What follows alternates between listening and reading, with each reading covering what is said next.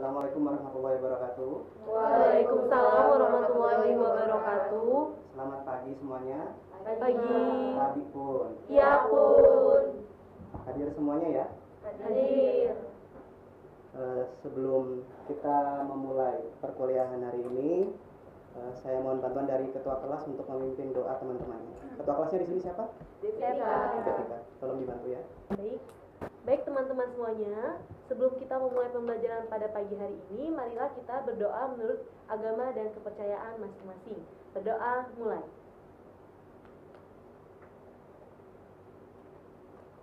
Berdoa selesai. Beri salam kepada Bapak Guru. Assalamualaikum warahmatullahi wabarakatuh. Ya, waalaikumsalam warahmatullahi wabarakatuh. Oke. Jadi di semester 5 ini selama 16 minggu ke depan kalian akan menjalani perkuliahan dengan saya pada mata kuliah pembelajaran matematika SD. Jadi nanti pada mata kuliah ini kita akan ulas bersama, kita kulik bersama bagaimana pembelajaran matematika di SD yang seharusnya, atau mungkin secara falsafah yang ideal seperti apa. Pertemuan kali ini sub CPMK atau capaian pembelajaran yang diharapkan adalah mahasiswa mampu menganalisis hakikat belajar dan teori pembelajaran matematika di sekolah dasar. Jadi nanti kita akan kaji bersama teori-teori belajar apa yang sesuai untuk digunakan sebagai landasan dalam membuat proses pembelajaran di sekolah dasar. Kalau kita melihat tulisan di depan itu, apa yang ada di pikiran kalian masing-masing? Angka. Ada lagi mungkin? Rumus. Kalau berdasarkan pengalaman, matematika itu sesuatu yang seperti apa? Sulit, menyebalkan. Ada lagi? Menyenangkan. Ada yang senang juga ternyata ya sama matematika. Yang lain? Biasanya ya, yang sering muncul apabila kita mendengar kata matematika itu yang pertama adalah susah atau sulit ya. Kemudian untuk beberapa orang matematika bisa melahirkan traumatis. Kadang-kadang misalkan pembelajaran matematika ya, gurunya baru muncul saja, aduh hari ini belajar matematika gitu ya. Karena apa? Karena mungkin suasana belajar yang dihadirkan itu suasana belajar yang menyeramkan. Jadi biasanya matematika itu hanya mengerjakan soal gitu ya. Metode yang dipakai oleh guru mayoritas adalah drill and practice, mengerjakan soal untuk melatih soal. Karena beberapa tahun yang lalu ya, tuntutan kurikulum kita itu hanya terbatas pada nilai kognitif saja. Ujian di akhir hanya dibataskan pada ujian kemampuan siswa, tentang pengetahuan siswa. Sebenarnya matematika ini perlu apa enggak sih untuk kehidupan kita sehari-hari? Perlu. Apakah matematika itu penting? Penting. Untuk melihat kebenarannya, kita saksikan dulu video berikut ini.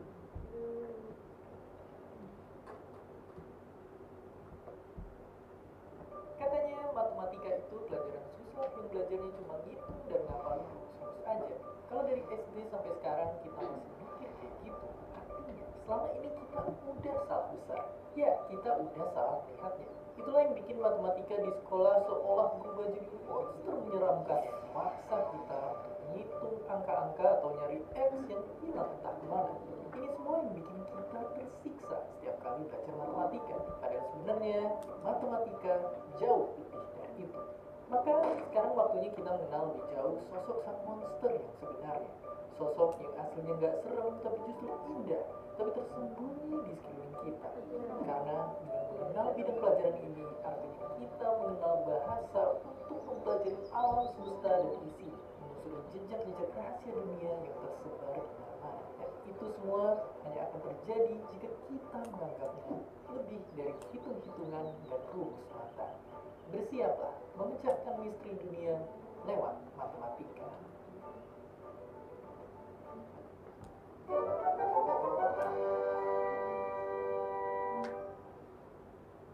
Coba tanya ayah kita, di mana dia menyimpan kotak perkakas. Ambillah, lalu pandang satu-satu alat yang ada di dalamnya. Kita bisa lihat bentuk mereka yang memang berbeda, tentu juga punya fungsi dan kegunaan yang berbeda.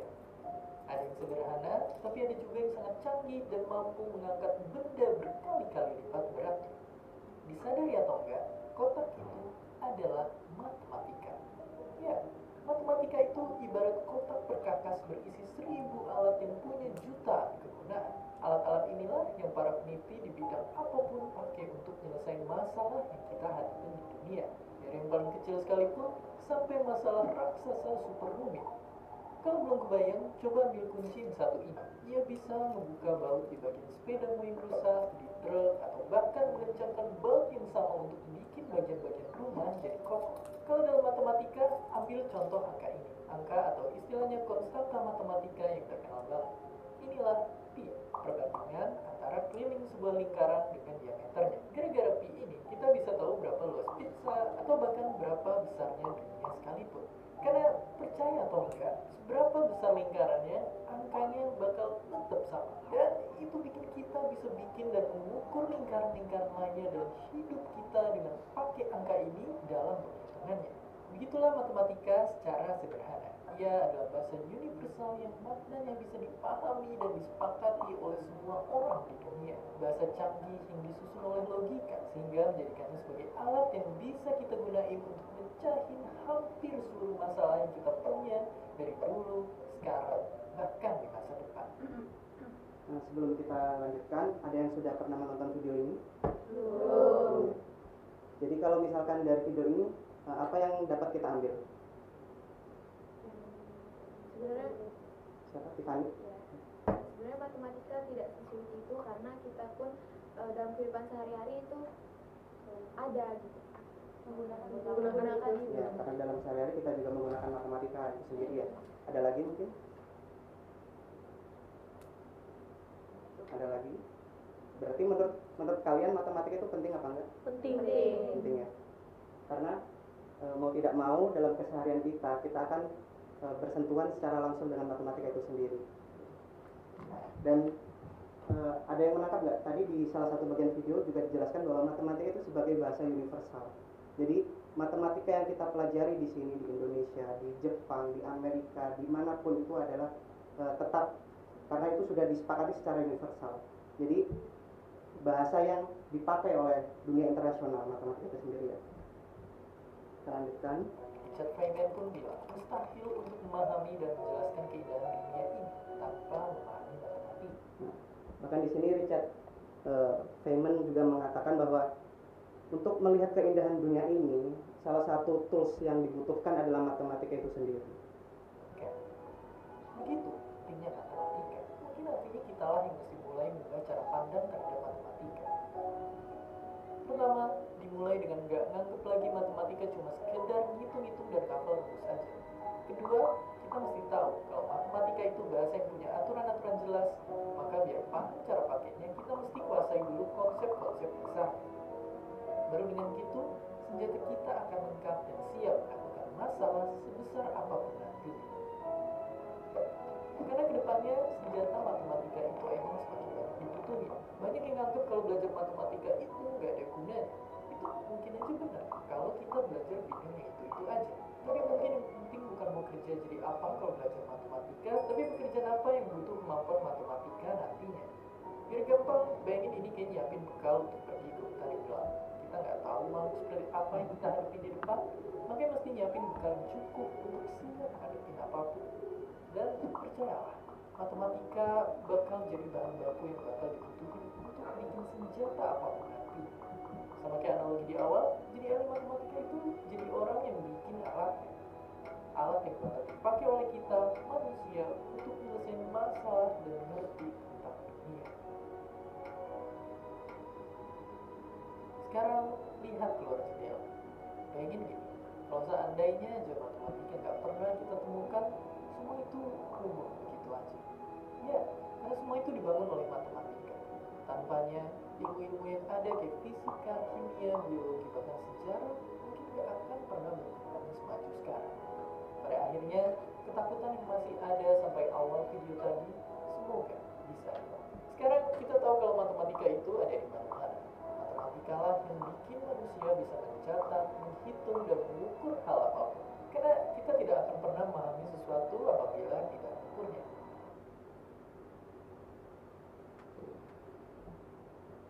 Dari video yang sudah kita tonton bersama tadi, apakah matematika masih terasa menyeramkan? Tidak. Mungkin selama ini ya, yang membuat matematika menyeramkan itu ya di kurikulum terbaru sendiri, di kurikulum Merdeka sudah lebih dispesifikan lagi elemen konten yang akan dipelajari di sekolah dasar. Yang pertama adalah bilangan, yang kedua geometri, yang ketiga pengukuran, yang keempat aljabar, yang kelima pengolahan data. Ada yang bisa memberikan contoh masing-masing implementasi dari elemen konten ini di sekolah dasar mungkin? Contoh pembelajaran. Contoh pembelajarannya, misalkan bilangan itu seperti apa sih yang dibahas di sekolah dasar itu? Kalau bilangan itu bisa penjumlahan, pengolahan bilangan. Mungkin bilangan lebih sederhana lagi ya, misalkan dengan ya bilangan bulat, bilangan caca, asli dan sebagainya. Ya, makna dari 5 itu sendiri itu apa? Itu kita bisa sampaikan secara sederhana ke anak sekolah dasar. Oke, sebelum kita lanjut ya, saya ada pertanyaan. Ada yang bisa memberikan contoh kepada saya seperti apa persegi panjang? Mungkin bisa yang lain dulu. Ya Pak. Ya. Siapa namanya? Iya, silakan.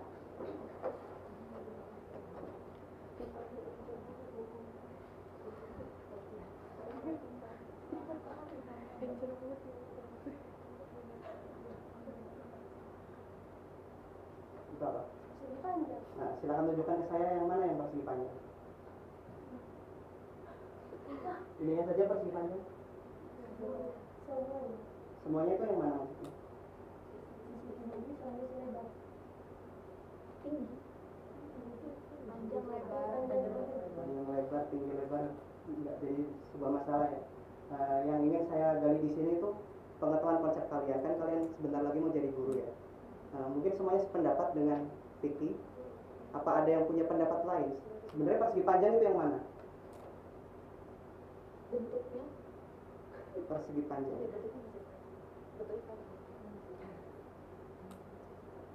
Hah? Ya, dulu Vicky.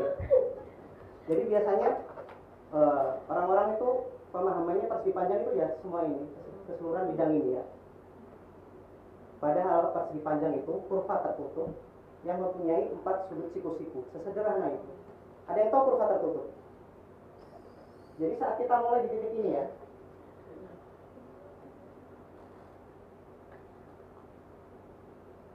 mempunyai 4 sudut siku-siku. Kembali ke titik yang sama. Itu namanya kurva tertutup. Jadi persegi panjang itu kalau ini namanya area persegi panjang atau bidang persegi panjang. Kalau persegi panjang ya ini pinggirannya. Ya. Jadi kalau misalkan kita membuat contoh dari bangun ini ya, dari benda ini, persegi panjang itu ya pinggirannya ini aja. Kalau untuk keseluruhannya, ini namanya area persegi panjang. Kemudian Brunner. Ada yang ingat teori Brunner?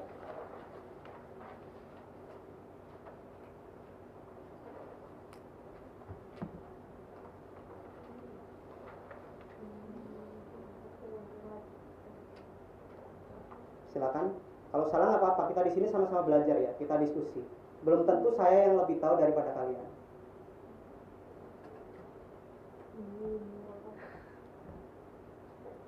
Siapa namanya? Esti. Silakan. Menurut Brunner itu inti dari belajar yaitu bagaimana cara seseorang untuk dapat memilih, mempertahankan dan mentransformasikan informasi secara aktif. Ada yang punya jawaban lain? Devika. Ininya dalam teori Brunner itu dia membagi menjadi 3 tahap perkembangan mental, yaitu enaktif, ikonik, dan simbolik. Dan untuk enaktif adalah tahap yang bersifat tindakan. Nah, pada tahap ini anak akan terlihat langsung akan dalam pembelajaran, di mana pembelajaran dilakukan secara aktif pada si anak sendiri dengan menggunakan benda-benda yang konkret atau situasi yang nyata. Jadi pembelajarannya menggunakan benda-benda yang konkret tadi di dalam pembelajarannya. Untuk tahap ikonik ikoniknya, di mana pengetahuan dapat dipresentasikan atau diwujudkan kembali dengan bayangan visual atau visual imagery, gambar atau diagram yang menggambarkan suatu kegiatan atau situasi konkret yang sebelumnya terdapat pada tahap enaktif. Jadi digambarkan setelah konkret dia digambarkan. Lalu yang terakhir dia simbolik. Jika telah sampai pada tahap ini, maka peserta didik sudah dapat mempresentasikan dalam bentuk simbol-simbol abstrak, entah simbol verbal, kalimat, huruf atau kata-kata menggunakan lambang-lambang matematika atau lambang abstrak lainnya. Oke, beri aplaus dulu untuk Hesti dan Evita. Sangat lengkap ya jawaban yang disampaikan ya. Jadi secara sederhananya, menurut teori Brunner ini, dalam mengembangkan mental atau pengetahuan seorang siswa nantinya, dia akan bergantung pada tiga tahapan. Yang pertama tahap enaktif. Jadi enaktif itu memanipulasi objek konkret secara langsung ya, misalkan seperti ini tadi. Nah, kita jelaskan bahwa persegi panjang itu sebenarnya ini tadi, kurva tersebut ini tadi. Kemudian untuk enaktif ikonik itu mereka sudah mulai bisa untuk dibawa mengenal seperti dalam bentuk gambar icon ya, seperti ini hanya persegi panjang. Kemudian simbolik itu lebih tinggi lagi tahapannya. Saat mereka sudah diberikan pengetahuan tentang persegi panjang, cukup hanya dari tulisan saja. Mereka sudah tergambar pada struktur mental masing-masing. Persegi panjang itu seperti apa bentuknya? Oh, seperti ini. Agar tidak bingung, kita diskusi secara berkelompok. Jadi nanti yang kelompok pertama akan mengkaji teori dari Piaget, kelompok kedua teori dari Brunner, kelompok 3 teori dari Vygotsky, kelompok 4 teori dari Van Til, dan kelompok 5 teori dari Curie dan Piren itu sendiri. Jadi nanti silakan cari bunyi dalilnya seperti apa, kemudian buat satu contoh pembelajaran sederhana saja, tidak usah membuat skenario pembelajaran, tapi pembelajaran apa sih dan di mana teori tersebut dapat diimplementasikan.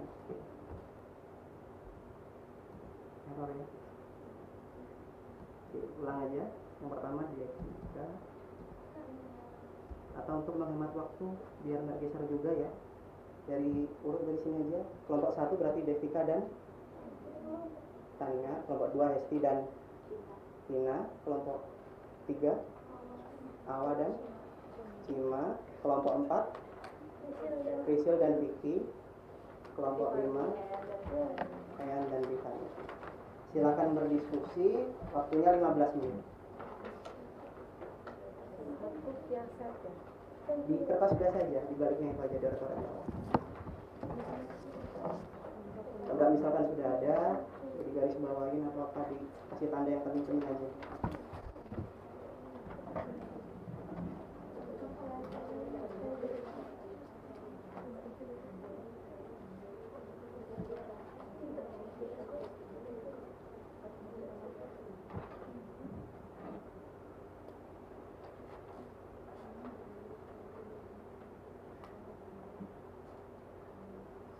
Silakan bebas menggunakan gadgetnya masing-masing ya. Jadi boleh browsing di sini.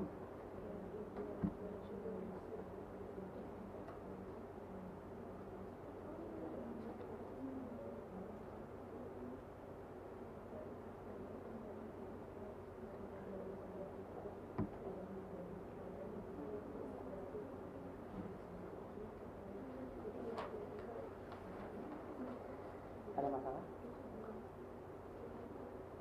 Jadi fokus aja misalkan.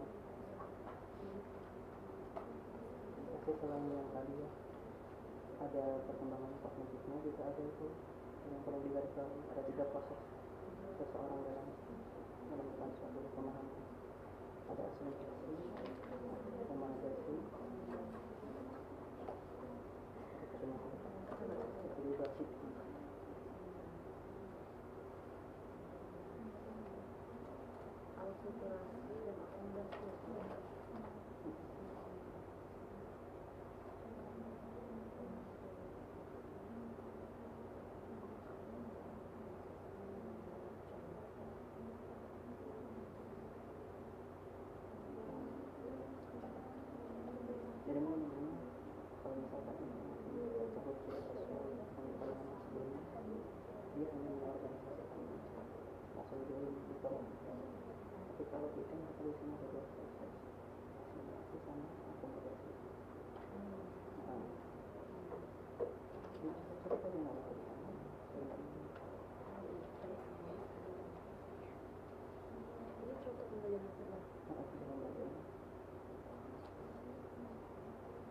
ambil dari konsep yang lain dimasukkan ke sini atau dari yang satunya yang menjadi tadi.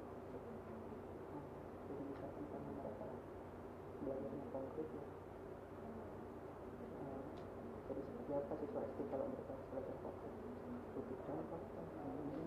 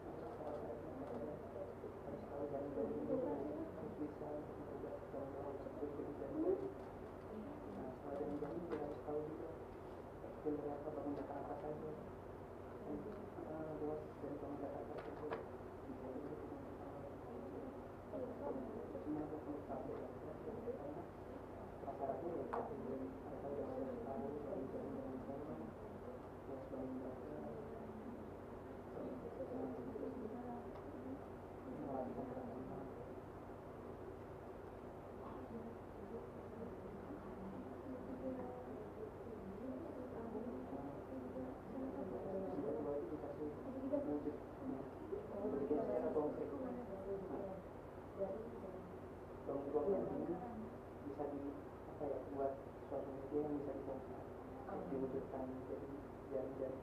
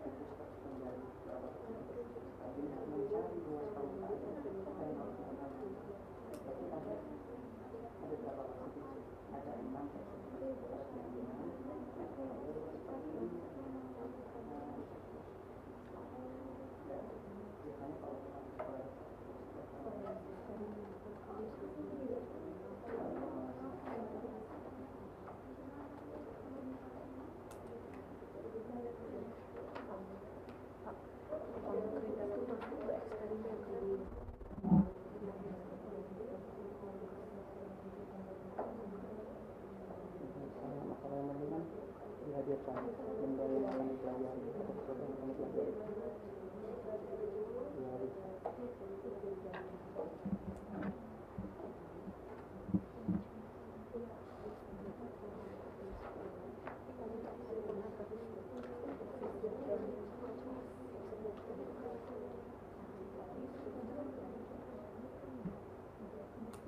Sudah semuanya? 5 menit lagi ya.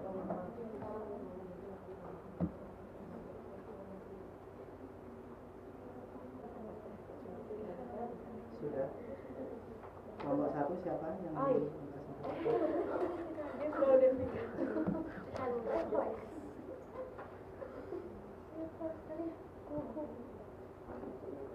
siapa? Devika atau Tania? Tanya Pak.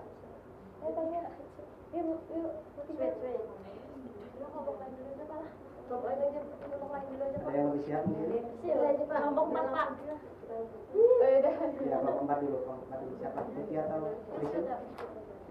Silakan.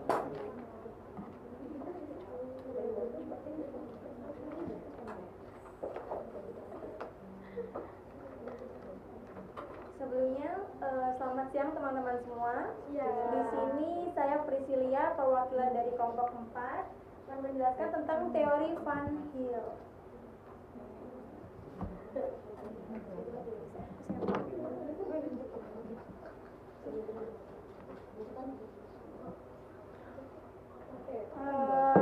Pertama, di sini Van Hill ini memiliki ada 5 tahap atau 5 tingkatan. Yang pertama ada tahap pengenalan atau visualisasi. Pertama, tahap pengenalan kita menggambarkan contohnya terlebih dahulu. Ada segitiga sama sisi, jajar genjang, lalu segitiga siku-siku,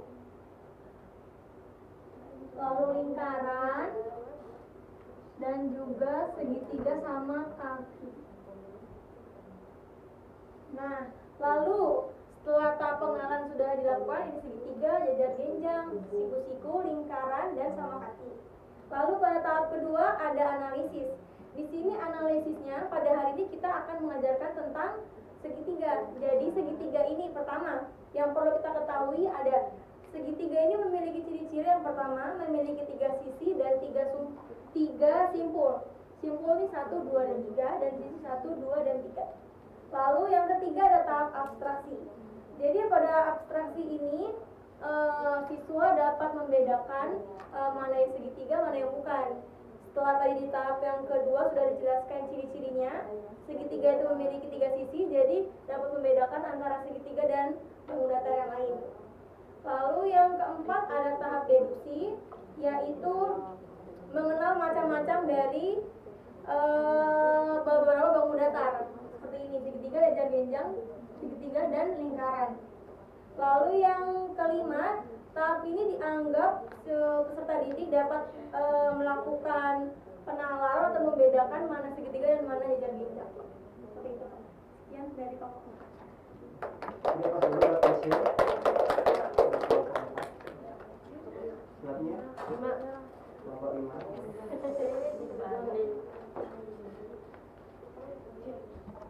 Sebelumnya, Assalamualaikum warahmatullahi wabarakatuh. Waalaikumsalam warahmatullahi wabarakatuh. Perkenalkan, nama saya Tiffany, saya perwakilan dari kelompok 5. Di sini saya akan membahas teori matematika dari Piri dan Kirin. Nah, menurut teori Piri dan Kirin ini telah memberikan kerangka teoritis tentang pertumbuhan pemahaman matematika yang terbagi dalam 8 level lapisan pemahaman. Jadi ada lapisan primitive knowing, image making, image having, property noticing, formalizing, observing, structuring, dan inferring.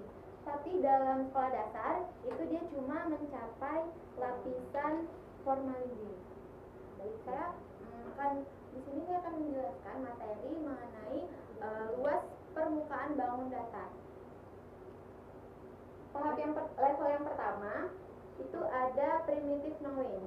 Jadi di sini dijelaskan dulu permukaan bangun datar mana yang akan kita pelajari.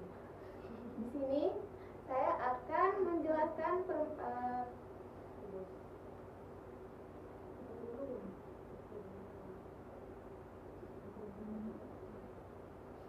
tahu nih apa?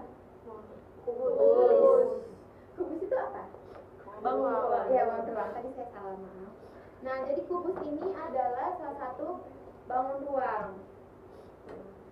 Kemudian selanjutnya dibawa ke image making. Image making ini merupakan lapisan di mana siswa membuat gambaran baru atau merevisi gambar yang ada kemudian memanipulasinya di dalam pikiran. Jadi tadi kan sudah diberitahu bahwa ini yang namanya kubus. Nah, sekarang kita merubah kubus ini menjadi bangun yang lain. Jadi di sini kita harus merenovasi, membuat jaring-jaring.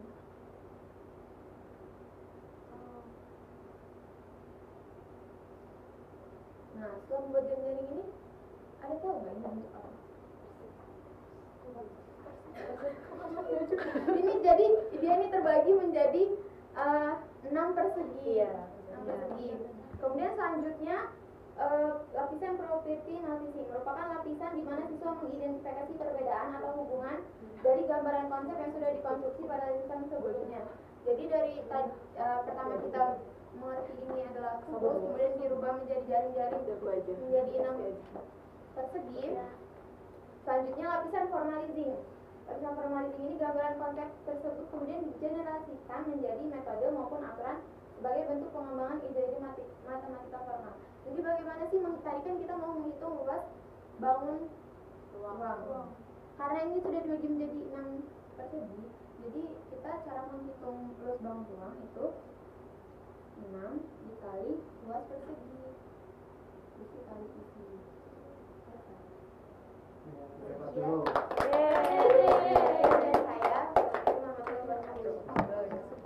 Nah, sebelum lanjut ke kelompok lainnya dulu ya. Sebelum nanti keseluruhan dengan kelompok lain, sebenarnya yang pertama ditentukan dulu ya. Ini tadi kan materinya tentang luas permukaan dari kubus ya. Jadi yang pertama mungkin mereka sudah harus menguasai konsep tentang bangun ruang itu sendiri. Mereka sudah tahu kubus itu seperti ini, kemudian jaring-jaring dari bangun kubus itu seperti ini. Setelah itu pada ini lapisan pertama primitive knowing ya. Jadi mereka sudah harus punya pengetahuan awal tentang materi yang akan dipelajari. Kemudian lapisan image making. Jadi biasanya kita implementasikan dengan membawa media pembelajaran yang berbentuk konkret. Ya. Jadi kita buat kubus satuan, bisa dari karton dan lain sebagainya. Kemudian kita manipulasi bersama dengan siswa. Dari bangun ruang ini tadi, kita buka untuk menjadi sebuah jaring-jaring kubus ya. Mungkin ini kurang satu. Iya, Pak. Tapi ini secara konkret, jadi siswa itu ikut memanipulasi secara langsung. Karena image making itu biasanya didasarkan pada sesuatu yang konkret. Kemudian lapisan image having, hampir sama dengan lapisan image making, tapi mereka hanya mungkin disimulasikan dalam bentuk icon seperti ini. Jadi ini lebih ke tahap image having ya. Kemudian tahap selanjutnya adalah property noticing. Nah, property noticing itu tahap lanjut dari image making dan image having. Mereka diminta untuk melihat apa yang sudah mereka pelajari, bahwasanya saat kubus ini diubah menjadi jaring-jaring kubus ini, di sini akan ada 6 persegi ternyata ya. Ada 6 bangun persegi yang membentuk dari bangun kubus itu sendiri. Nah, sedangkan di formalizing, mereka akan kembali lagi ke sini. Saat mereka ingin mencari luas permukaan kubus itu sendiri, berarti apa yang harus mereka lakukan? Mereka harus mencari dari ke-6 luas dari persegi ini tadi. 6 kali luas persegi. Ini sederhananya seperti itu untuk penerapan teori dari Pirik dan Kiran di sekolah dasar itu sendiri. Ada yang ingin ditanyakan dulu? Jika tidak, silakan kelompok selanjutnya.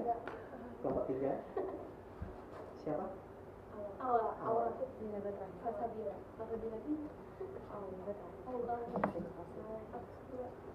Baik, assalamualaikum warahmatullahi wabarakatuh. Waalaikumsalam warahmatullahi wabarakatuh. Di sini saya perwakilan dari kelompok 3 akan menjelaskan penerapan dari teori Vygotsky. Jadi teori Vygotsky itu teori yang lingkungan sosialnya, lingkungan sosial peserta didik dan bahasa memegang peran penting dalam perkembangan kognitif manusia. Jadi dengan kata lain, guru itu menjadi fasilitator dalam pembelajaran selama pembelajaran berlangsung untuk mereka tuh peserta didiknya. Yang dibagi dalam 3 perkembangan teorinya. Yang pertama ada ZPD atau Zone of Proximal Development, selanjutnya ada scaffolding, dan terakhir bahasa dan pikiran. Nah, di sini saya akan menjelaskan bagaimana penerapannya di sekolah dasar.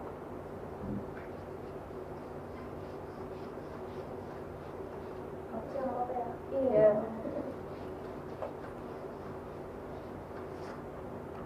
Jadi penerapan awalnya yaitu di kelas 1 dan 2 peserta didik diajarkan tentang bangun datar dan ciri-cirinya. Selanjutnya di kelas 3 dan 4 diperkenalkan cara mengerjakan atau mengerjakan rumus luas dan keliling. Contohnya saat di kelas 1 dan 2 itu diperkenalkan dengan luas bangun datar persegi panjang. Nah, di kelas 3 dan 4 dijelaskan bagaimana cara mencari luasnya, yaitu luasnya dengan luas panjang kali lebar. Selanjutnya kelilingnya 2 kali panjang lebar. Panjang apa lebar? Nah, selanjutnya di kelas 5 dan 6 itu ditambah rumus tinggi untuk seperti kubus, balok, dan untuk di lingkaran ditambah dengan pi. Pi itu ada rumusnya apa? 3,4 atau 2/7. Nah, itu sekian dari kelompok 3, yaitu teori Vygotsky. Saya akhiri. Wassalamualaikum warahmatullahi wabarakatuh. Waalaikumsalam warahmatullahi wabarakatuh. Untuk awal sampai kelompok 2. Sudah cukup jelas semuanya teori dari Vygotsky. Jelas apa pura-pura dulu? Jadi intinya di teori ini kan, di teori Vygotsky ini seseorang itu tidak bisa belajar sendiri menurut teori Vygotsky. Dia merupakan makhluk sosial yang membutuhkan orang lain ya untuk menumbuhkan pemahamannya atau pengetahuannya. Nah, fungsi guru di sini yaitu membuat scaffolding yang tadi sudah kita bahas ya, membuat langkah-langkah pembelajaran. Jadi misalkan pertama siswa hanya mengetahui bangun datar ini sendiri, kemudian ternyata tujuan pembelajaran yang baru dia ingin mencari tentang keliling dari persegi panjang itu sendiri. Dan guru tugasnya di sini memfasilitasi tahapan-tahapan pembelajaran bagaimana agar siswa itu memahami ternyata keliling itu ya seperti kita berkeliling ke lapangan, kita menjumlahkan semua sisi-sisinya di sini dan akhirnya nanti ujungnya untuk menemukan formula ini tadi. Untuk kelompok selanjutnya kelompok 2 silakan.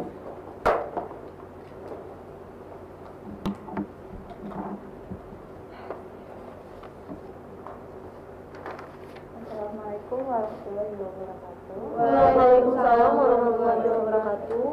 Nah, di sini saya perwakilan dari kelompok 2 ingin mempresentasikan teori Brunner. Menurut teori Brunner yaitu bagaimana cara peserta didik dapat mengumpulkan informasi secara aktif guna membangkitkan rasa keinginan tahuan peserta didik melalui 3 tahap perkembangan, yaitu yang pertama ada tahap enaktif, ikonik, dan simbolik. Nah, tahap enaktif ini yaitu anak akan terlibat langsung dalam pembelajaran, di mana pembelajaran dilakukan secara aktif pada si anak dengan menggunakan benda-benda yang konkret. Nah, di sini saya mengambil contoh yaitu bangun ruang. Nah, di sini ada penghapus papan tulis membentuk bangun ruang kubus. Nah, selanjutnya balok. Dalam situasi yang nyata dan berdaya konkret yaitu penghapus berbentuk balok. Nah, di mana selanjutnya tahap ikonik, di mana pengetahuan itu diwujudkan kembali dengan bayangan visual atau gambar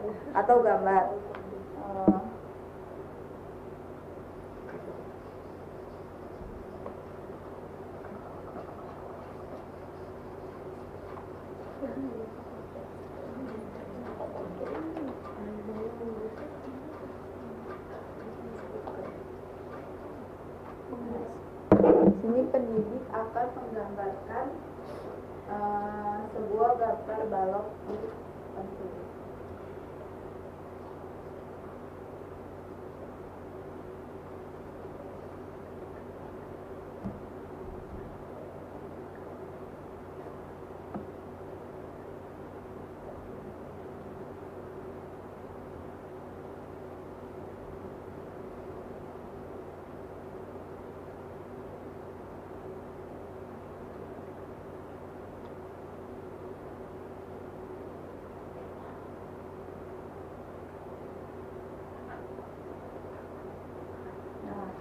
Selanjutnya yaitu ada tahap simbolik.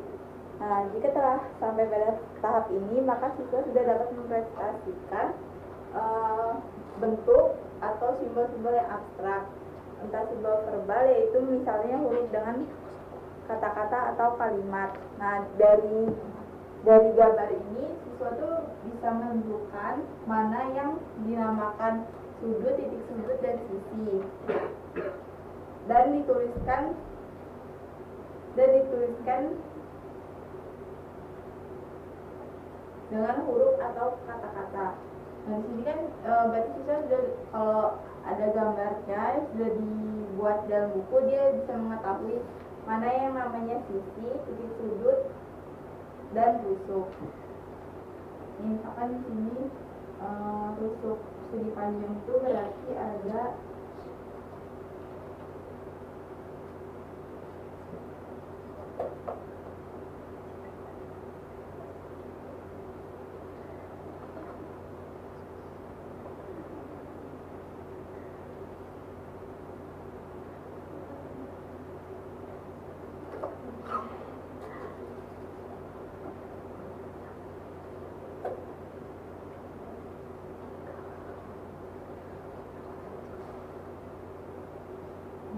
di sini kan kita juga menentukan tuh berapa sisi yang dimiliki, sisi panjang, rusuk, dan titik sudutnya.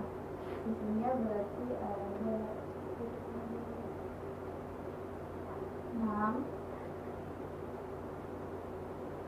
titik sudutnya ada 8, dan rusuknya ada 12. Ya, terima kasih.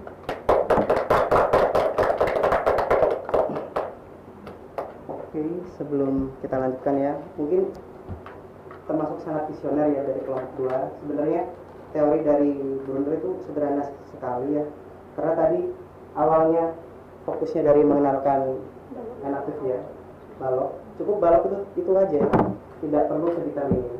Mungkin kalau misalkan ingin detail seperti rusuk ya kita gunakan lagi, manipulasi lagi benda konkret yang tadi ya, seperti apa rusuknya itu, titik sudutnya yang mana saja ya. Sedangkan tadi yang pertama dibahas hanya ini sebagai bentuk balok, jadi mungkin bentuk terakhir simboliknya ya cukup ini. Setelah belajar siswa sudah tahu ya, kalau misalkan mereka melihat balok berarti mereka langsung tergambar di mental mereka ya, balok itu yang seperti ini tadi. Oke, sesederhana itu. Kemudian untuk terakhir kelompok 1 silahkan.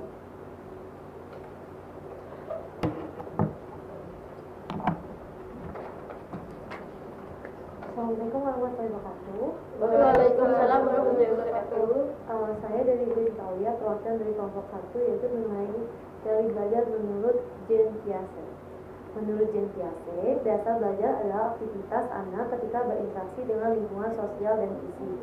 Pertumbuhan anak merupakan proses sosial. Anak tidak berinteraksi dengan lingkungan fisiknya secara individu yang terbatas, tetapi sebagai bagian dari kelompok sosial. Nah, pada tingkat sekolah dasar, menurut teori pembelajaran Jean Piaget itu anak masuk ke tahap operasional konflik, yaitu usia 7 sampai dengan 12 tahun. Di tahap ini anak sudah semakin mampu melakukan klasifikasi terhadap objek serta situasi tertentu. Kemampuan mengingat serta berpikir secara logisnya pun meningkat secara signifikan meskipun baru menerapkan logika pada objek fisik yang terlihat olehnya. Nah, untuk contohnya bisa kita lihat. Nah, jadi pada pembelajaran muatan listrik. Jadi peserta didik di sini kita diharapkan untuk membawa penggaris plastik. Nah, misal ini adalah penggaris plastik. Dan peserta didik juga disuruh menyiapkan kertas yang sudah dipotong kecil-kecil untuk konkretnya. Jadi penggaris plastik ini digosokkan kepada rambutnya. Misal Priscil menggosokkan ke rambutnya penggaris plastik itu, dan kita sebelum menggosokkan kita coba misalnya ini penggaris plastik baru. Penggaris plastik baru ini kita tempelkan kepada kertas yang sudah siap di atas meja. Menempel atau tidak? Tidak. Tapi setelah melakukan uji coba menggosokkan kepada rambutnya, itu akan menjadi panas. Dan ketika kita tempelkan kepada kertas, apa itu akan menempel? Mengapa demikian? Panas itu karena ada apa? Karena gosokan rambut ya, karena ada gosokan rambut, benar, tidak salah.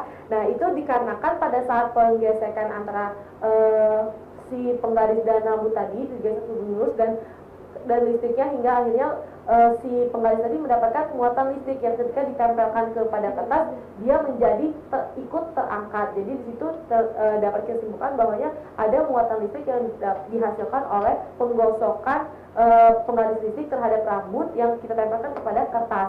Jadi untuk tahap hubungannya dengan teori Jean Piaget yaitu ada dalam tahap adaptasi, yaitu terhadap lingkungan berlangsung secara adaptasi yaitu asimilasi pada tahap kognitif, di mana seorang mengintegrasikan persepsinya. Jadi dia memiliki persepsi serta konsep pengalaman baru ke skema atau pola yang ada dalam pikiran mereka. Jadi dia mendapatkan pengalaman baru dan melihat secara konkret apa yang ada di persepsi mereka diterapkan itu seperti apa dengan praktik menggunakan mata pelajaran muatan listrik yang kita praktikkan dengan bantuan penggaris plastik yang digosokkan pada rambut dan juga kita tempelkan kepada kertas tadi. Terima kasih teman-teman semuanya.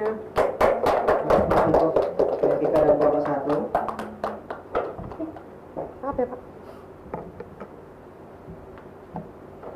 Sekali lagi mungkin ya, minta aplausnya untuk kita semua yang luar biasa.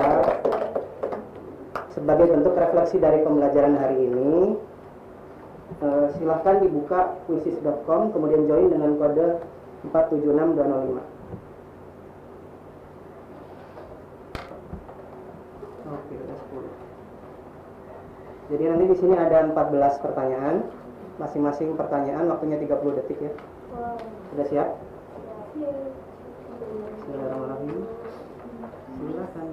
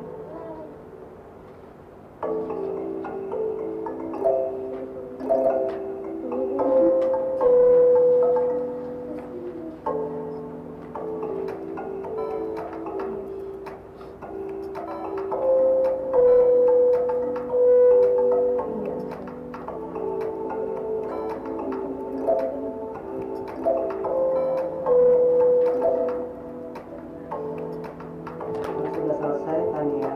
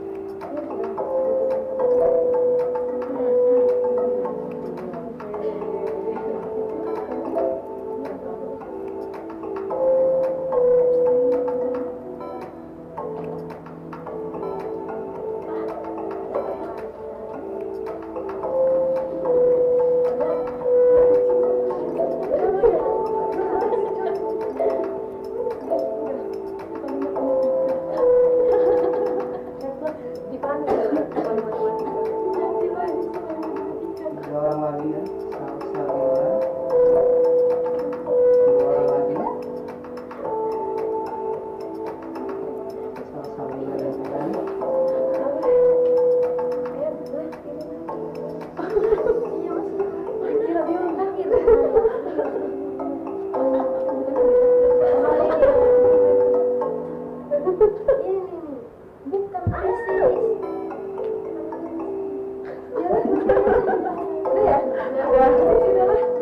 Bukan krisis. Sudah semua ya?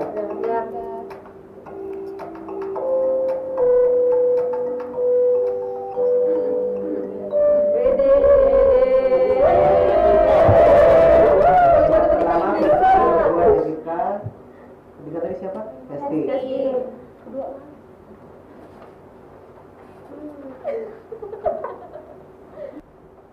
Nah, sebagai hadiah ya, oleh-oleh dari pembelajaran hari ini untuk pertemuan berikutnya, tadi yang mungkin belum mendapatkan kesempatan untuk presentasi di depan, jadi kelompok yang termasuk dalam kategori B. Jadi nanti berpindah ke kelompok selanjutnya. Misalkan tadi di kelompok 1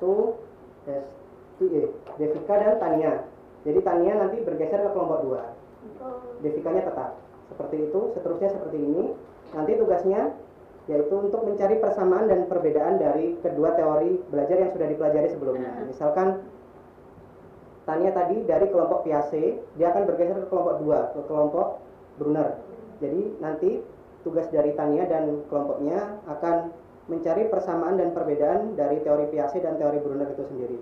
Kemudian mencari bentuk implementasinya di pembelajaran matematika secara lebih spesifik. Sampai sini ada yang perlu ditanyakan? Cukup ya. Terima kasih atas perhatiannya.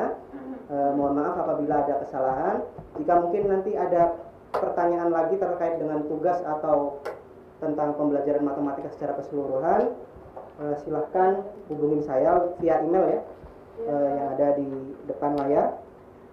Sebelum kita akhiri, saya minta tolong untuk ketua kelas lagi untuk memimpin doa. Baik teman-teman semuanya, sebelum kita mengakhiri pembelajaran pada siang hari ini, marilah kita tutup dengan sama-sama baca doa menurut agama dan kepercayaannya masing-masing. Berdoa mulai.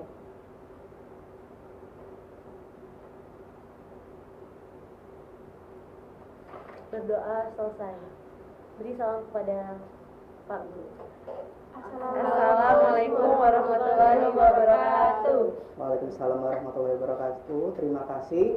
Semoga dengan mengikuti perkuliahan ini sampai ke 15 pertemuan lagi ke depan, kita akan menjadi seorang calon guru matematika yang tidak hanya membelajarkan matematika sebagai ilmu menghitung saja kepada siswa ya, tapi kita bisa menumbuhkan rasa kesadaran siswa tentang kegunaan matematika itu sendiri. Terima kasih. Sekian. Wassalamualaikum warahmatullahi wabarakatuh. Waalaikumsalam warahmatullahi wabarakatuh.